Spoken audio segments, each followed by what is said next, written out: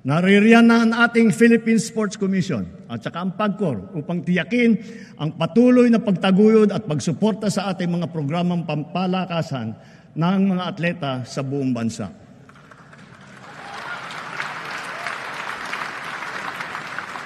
Dahil sa mga ito, ang ating kabataan ay maagang namumulat sa sport, humuhusay at tumataas ang kumpiyansa.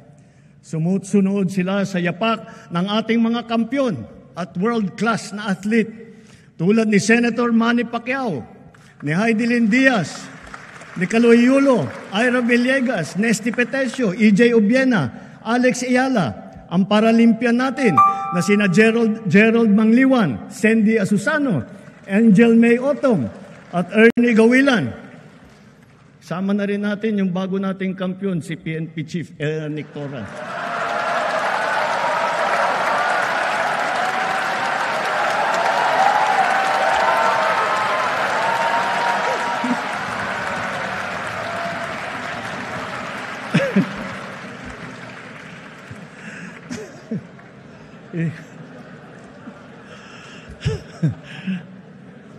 Gulat si Chief PNP.